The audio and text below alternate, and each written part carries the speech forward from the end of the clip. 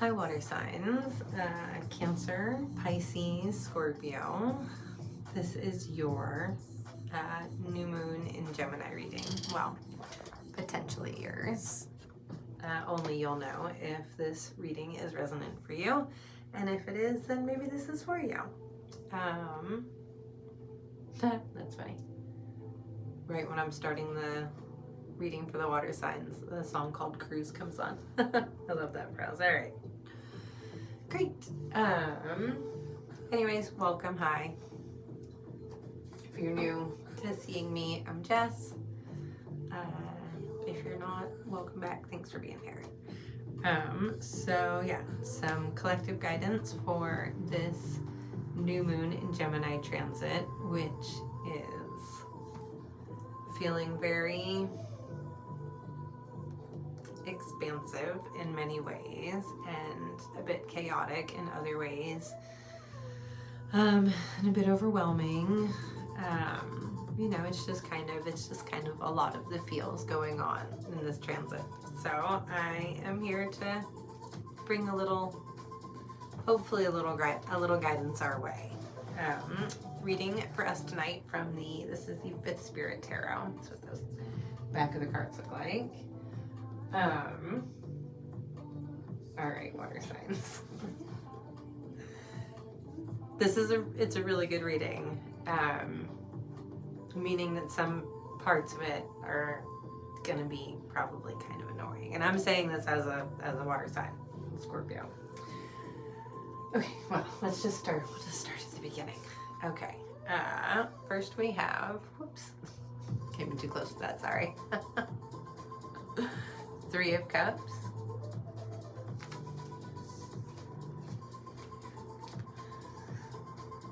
Two of Cups.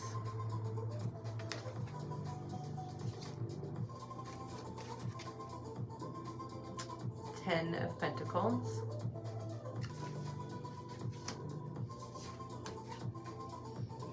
Ace of Swords.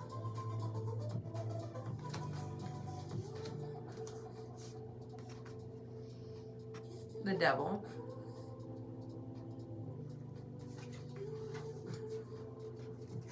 And Five of Wands. And then at the bottom of the deck, we have Three of Wands. Okay, friends.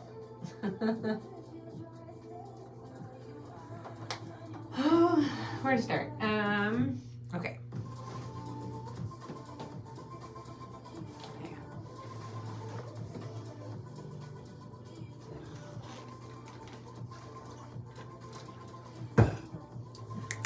Okay. So there's a couple different energies at play here, and this feels very resonant for me. On one hand, there is this building and building of something new, right? The early cups, like 2 and 3, and you're connecting with your intuition and you're connecting with emotionally, you know. Cups are like emotions and our connections to other people, our connections to the divine, to our intuition. So there's this like collaboration and coming together and working with others and this expansion in that energy happening in some places. And there is even Three of Cups is also about embracing kind of our,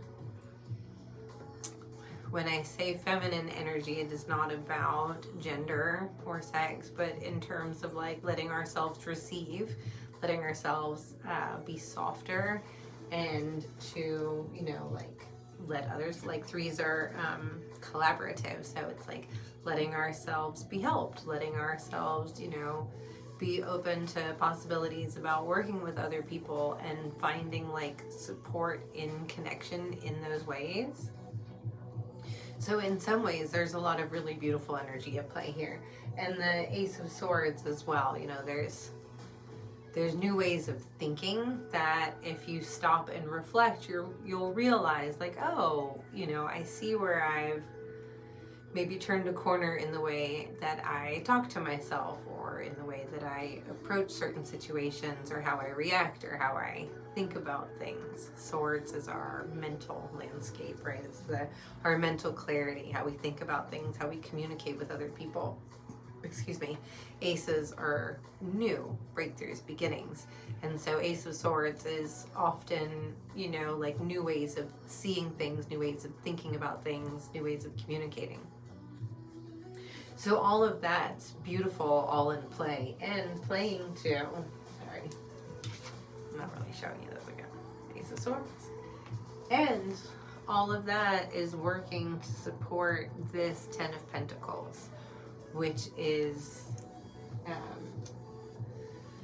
stable foundations, and there's like security and comfort and like prosperity and harmony. So Ten of Pentacles is a really, really beautiful card. You know, it represents like just this very solid, like you can see like this, the home is a great representation. It's just very solid and sturdy and comfortable, but it also represents like harmony and wealth and growth and stability. When I think about Pentacles, I like to think in terms of, because it's the suit that's related to Earth. So I always think of like a big tree, and Ten of Pentacles is like this big oak tree to me. So it's just, you know, all of this great, stable, kind of long-term good stuff going on. So there's all of this, right, happening. And a lot of that feels really good. And even in the midst of like some of this growth, we're taking time for ourselves, you know, the whole kind of receptive energy. There's been definitely like this kind of pulling back in order to care for ourselves, in order to prioritize like what we need, or mental health, all of the above, in a way that maybe we either didn't have the space for before, or you know had to go to work, or those things got in the way. I don't know, there's just something in there now about being able to like make some space for that, and that's really awesome. So they're starting with this like, hey, pointing out the stuff that's actually been going well for us, and how important it is for us to remember that, especially in times when we're feeling a little, you know, a little untethered is the word for today, I guess. Yeah, just feeling like a little adrift, a little lost, you know, or a little overwhelmed, or whatever that is. When those feelings come up, we can tend to focus on that with intensity, like, oh my God, this is me today. Transparently, my life's falling apart. Is really, no, actually all this stuff has actually been going really well for me. There's a lot of things that have been going really well for me. But in the moment of that chaos, I kind of like, you know, couldn't focus on those things.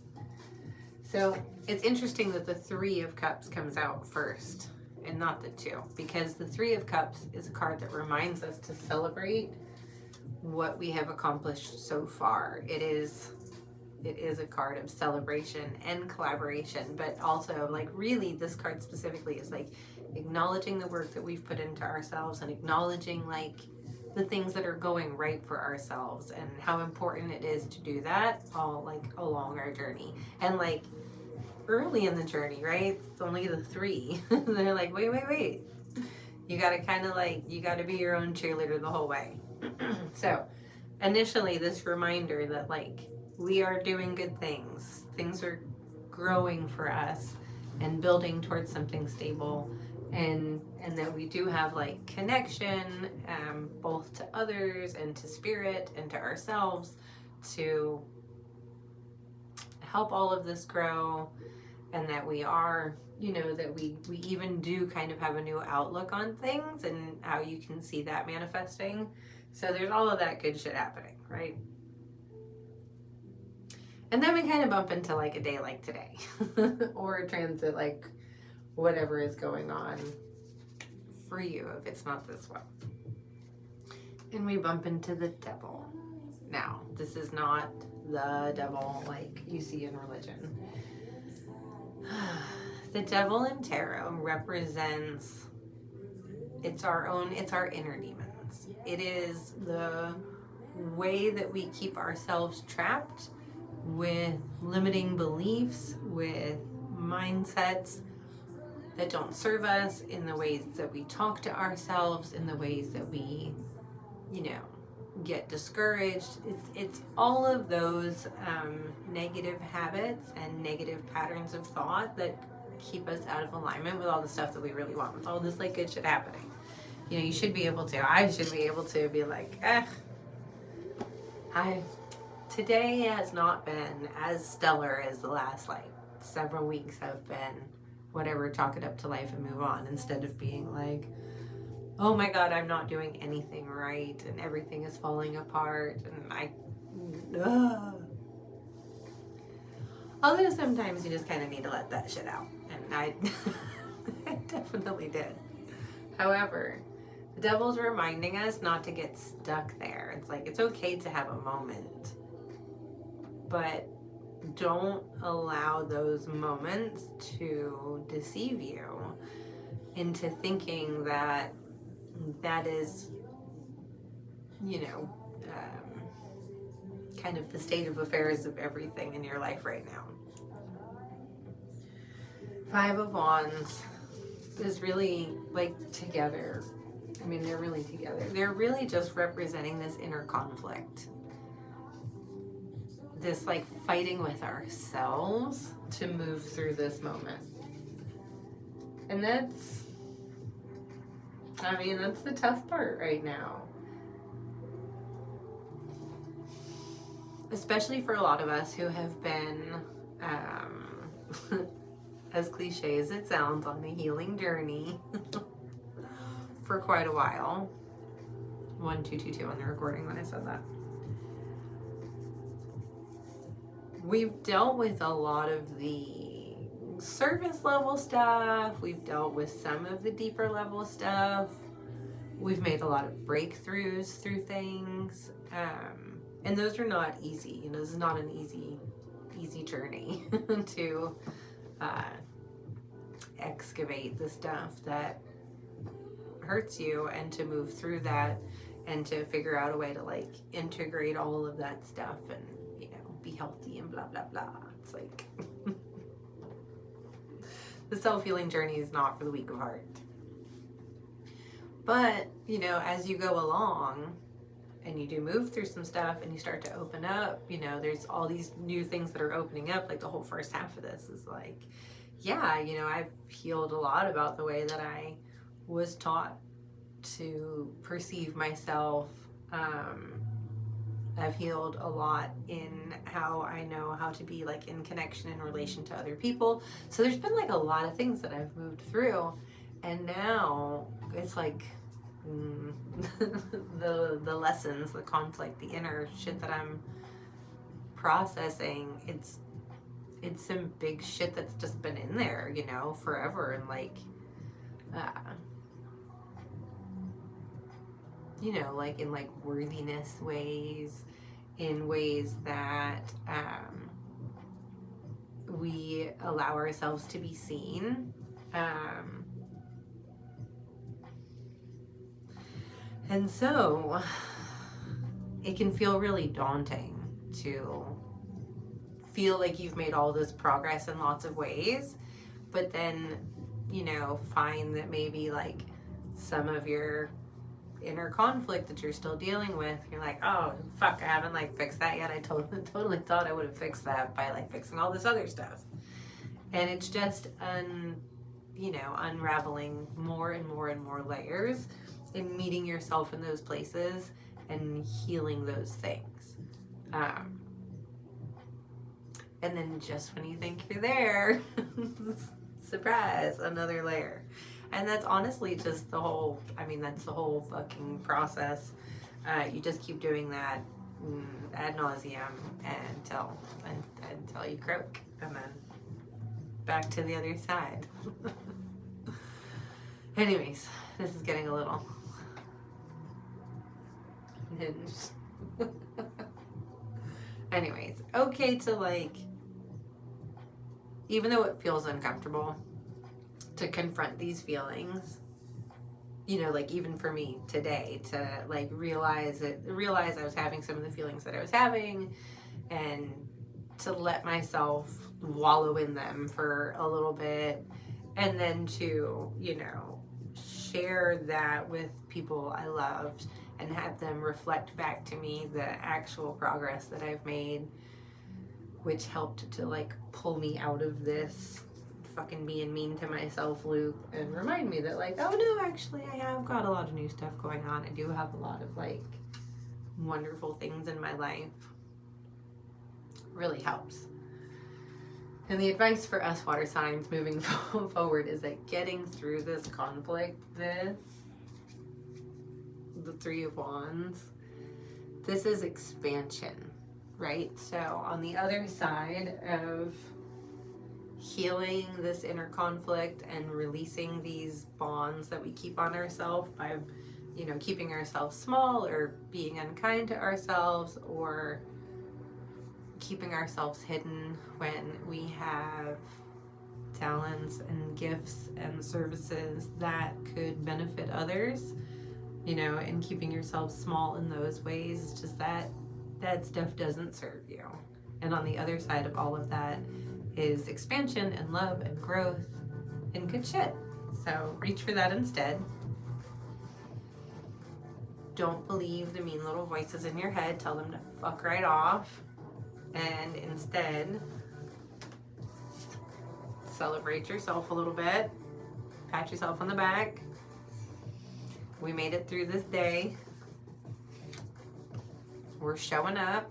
Even if we don't always feel 100%, we're still showing up to do the things that we love, that we feel called to do, and that is more important. The perseverance is more important than every moment being perfect.